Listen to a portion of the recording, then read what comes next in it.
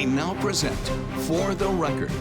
On this week's show, Vice President J.D. Vance returns to the Badger State, plus what the State of Working Wisconsin's annual report reveals about statewide labor. And later, how are unions faring in Wisconsin? All that on For the Record. Thanks for joining us this week. I'm Ellie LaLiberte.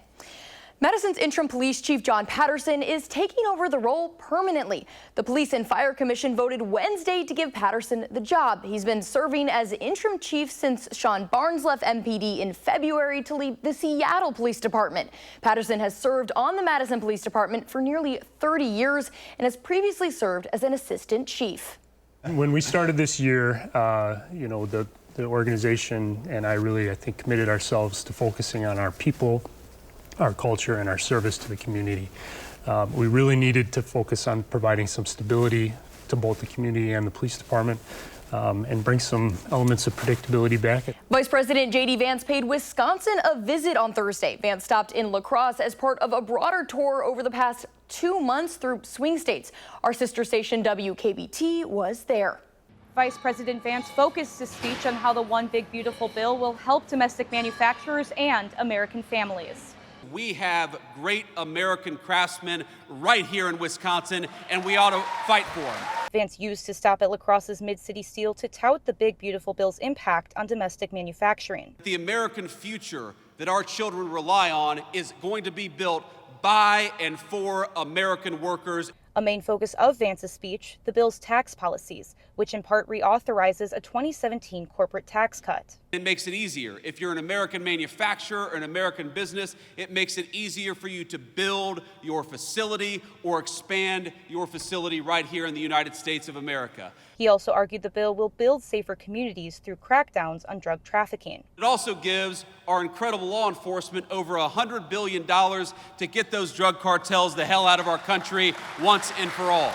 Vance took time to mention health care, saying Democrats were against the bill because of its cuts to health care for immigrants. What this bill refuses to do, and what Republicans absolutely refuse to do, is to give your hard-earned benefits to people who don't have the legal right to be in this country to begin with. Audience members said they're happy with the Trump administration's America First attitude and hope to see that continue. I think creating opportunities, focusing on America first, and how do we grow our businesses here, and how do we bring other people, other businesses out of country into America to create jobs. The vice president also made stops in Georgia and Pennsylvania to promote the bill.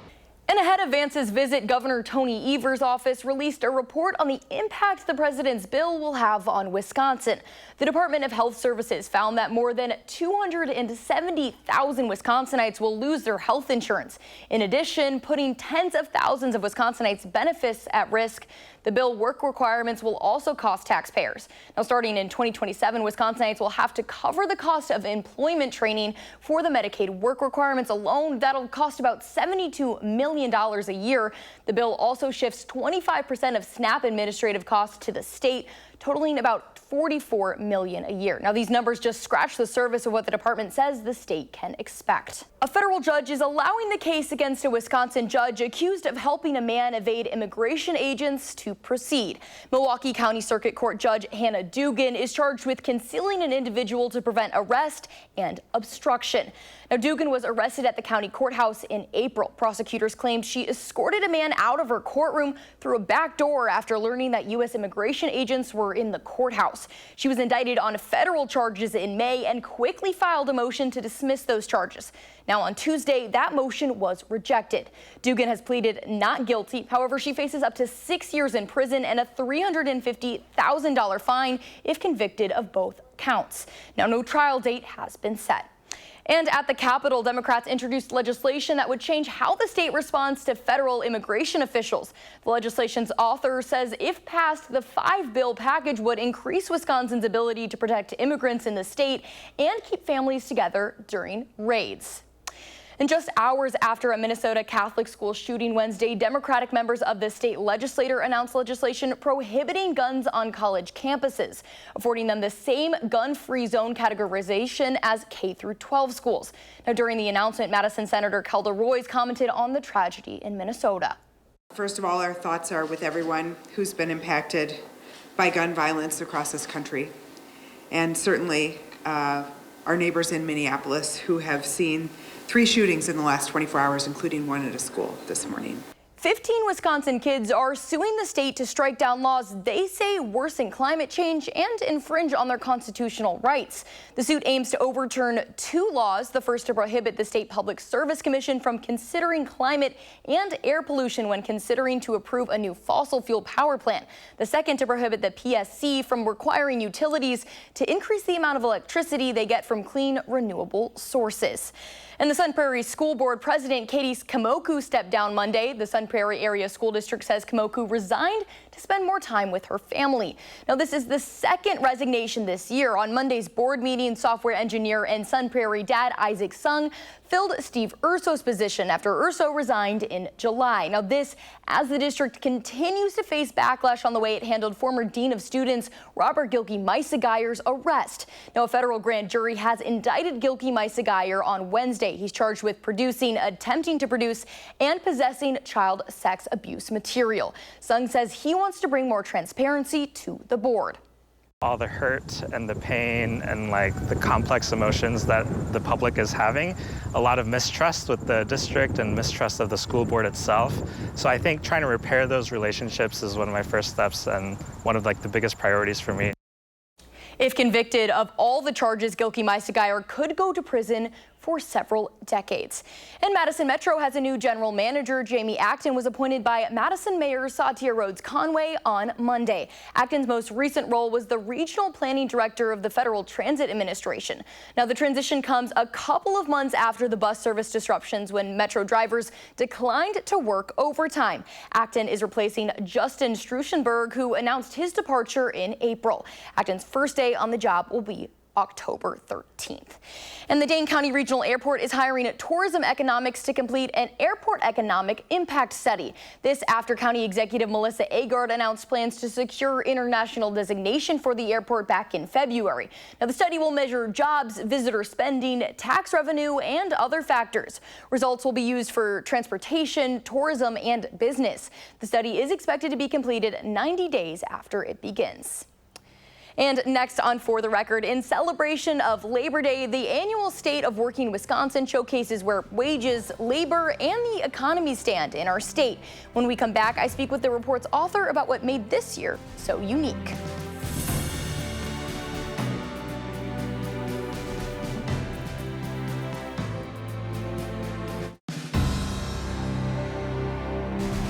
Welcome back to For the Record and happy Labor Day weekend. Now, to commemorate the day, the High Roads Strategy Center released the State of Working Wisconsin. It's an annual report that looks at data on wages, jobs, and the economy. I sat down with report author Laura Dresser to see what are this year's biggest changes. So what are some key things that are sticking out from this year's report? This year's report, there is a lot of continuity. The period of growth that started after the pandemic lockdowns is a really strong, sustained growth period for the U.S. labor market and for workers in it. And that means that we've had low unemployment consistently since about 22, 23.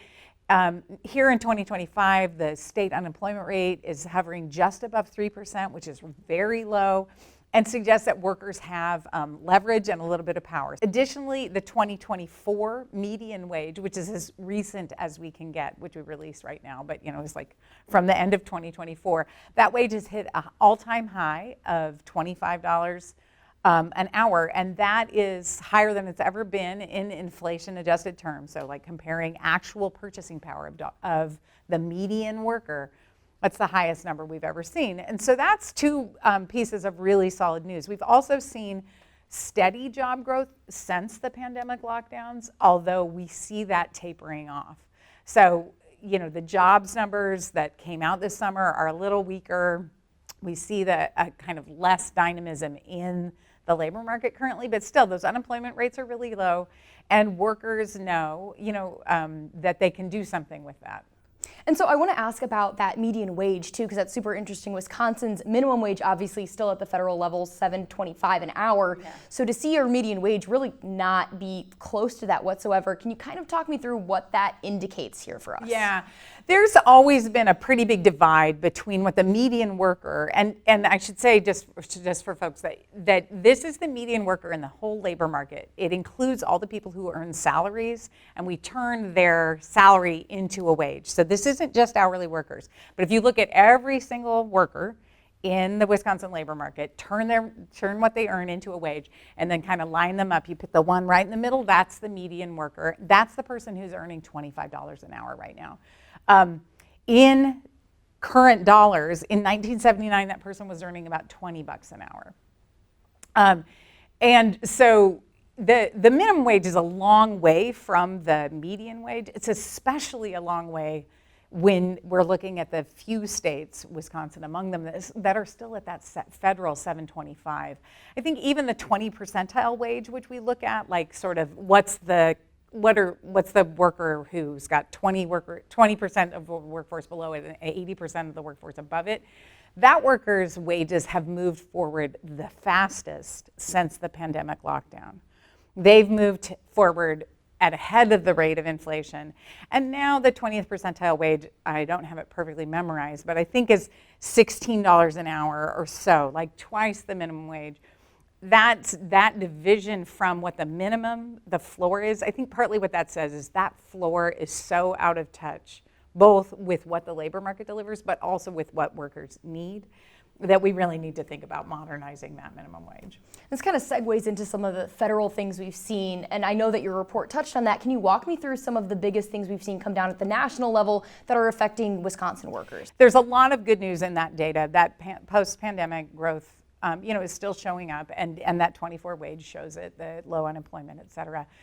But what we see are a lot of very serious clouds on the horizon. And the first set of federal clouds on the horizon, I think, are the hallmark policies of the Trump administration, the tariffs and the anti-immigrant, the hostility to immigrants.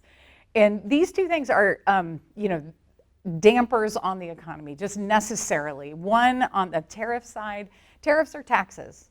They increase the cost of imported goods, and they allow producers in the market to match those price increases. So people pay more when there are tariffs. That's just a fact, and that slows down the economy. And so kind of just to touch back on that report, is there anything else that came out of it that you think really kind of struck your attention or you weren't expecting, anything like that?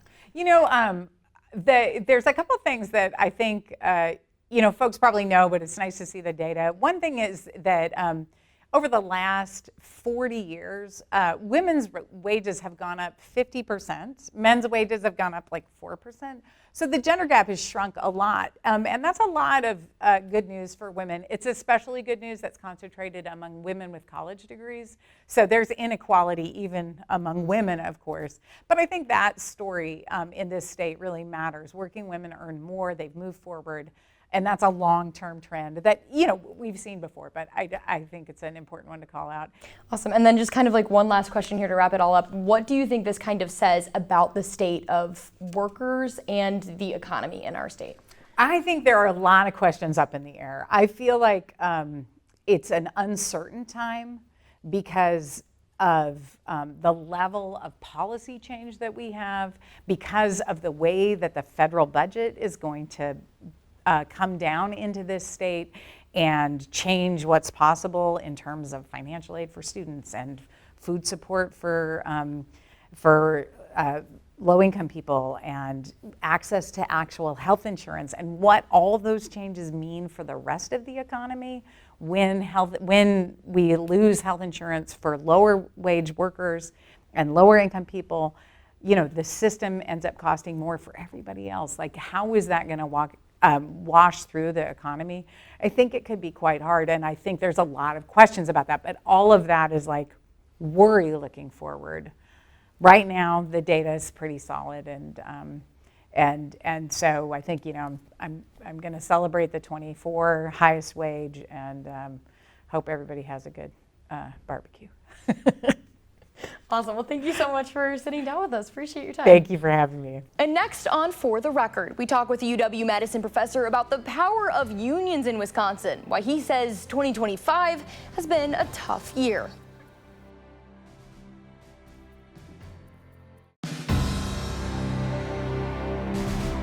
Welcome back to For the Record. Now, the State of Working Wisconsin shows that in Wisconsin, union coverage collapsed from 14% to 7% from 2011 to 2024. Now, over the same period, that compares to a national decline of about 13% to 11%. I sat down earlier this week with UW-Madison labor education professor Michael Childers about the state of unions. So first thing I kind of want to touch on is, where does the power of unions stand in Wisconsin right now?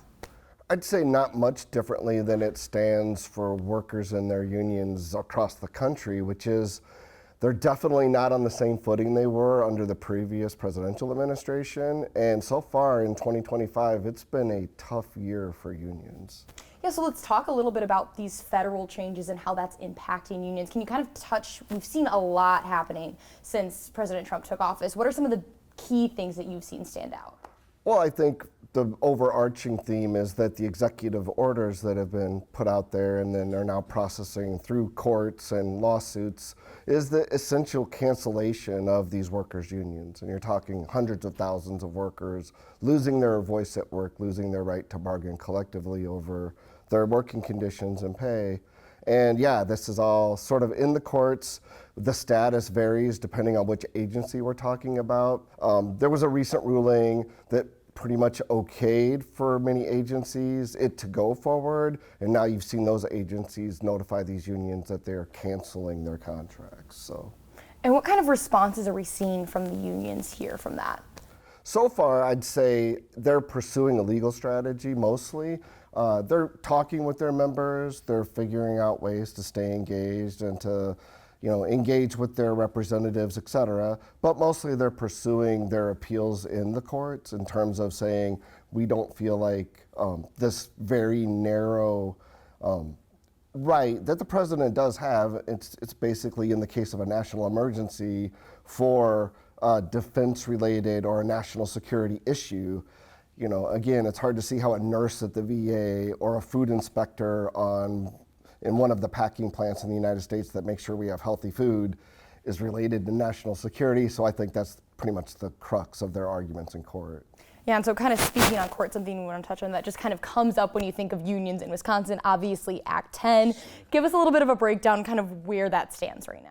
So Act 10 has been basically so far in the courts overruled, but there's a stay on that ruling as it works its way through appeals. So right now it sits at the appeals court. It's been there for a while, since January, basically, when they filed a motion to try to get it to move directly to the Supreme Court of Wisconsin. And Wisconsin Supreme Court said, no, you need to work your way through the appeals. So right now it's in the appeals court.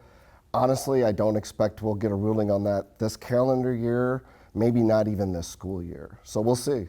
So it could be a little bit before we really see that kind of progress any further. Yeah, I think that's pretty much the case. Awesome. And so kind of to wrap this all up too, what can unions tell us about the power of our economy in the state of Wisconsin? Can it be an insight into some of those indicators? I mean, in general, I think workers it's been uphill. I mean, in the last administration, you saw unions making inroads, right? You saw, unions like the UAW, they did have to go on strike, but then successfully negotiated a deal with the big three automakers for a contract that the members thought was fair and they ratified. You had the Teamsters that one summer who almost went on strike, but didn't end up needing to because they were able to successfully, bargain a contract. Now, with the cancellation of all these federal workers' rights, I mean, you're seeing, if this sort of stands and if it comes out in the BLS numbers that get released every January, you're looking at up to a potential 2% drop in union membership in the country, which is like almost 20%, right? So again, I think workers always want to have a voice at work, and you're seeing, workers still advocate for that. Are there things we can expect in the coming year? Anything that you're kind of keeping your eye out in regards to unions, the power of unions, anything like that? For sure. I think two things. Obviously, the Act 10 thing, because that has direct impact on those public sector unions here in Wisconsin that have continued to go through sort of these onerous processes that were instituted by Act 10. Because if it stands, they will immediately be able to bargain over everything in terms of their working conditions, pay beyond just CPI, benefits, et cetera. Well, right now, it's highly limited. So that's one thing. I think the other thing is the outcome of some of these court cases on the federal level to see what happens to the 375,000 people that work at VA, for example. And again, across the federal sector at this point, CDC, Food and Drug Administration, all of these workers have received notification that they're not going to deal with their worker organizations, their unions. So I'm interested in that. And maybe lastly, I think the major thing in the private sector would be to see how this sort of hamstrung NLRB, based on the firing of Gwen Wilcox, continues to function or doesn't function in terms of how companies continue to engage with their unions in the private sector. So I know that's not one thing, but there's a lot going on. So. Well, a lot to pay attention to then. For sure. Next on For the Record, we're highlighting a trailblazer in Wisconsin politics for Women's Equality Day. That when we come back.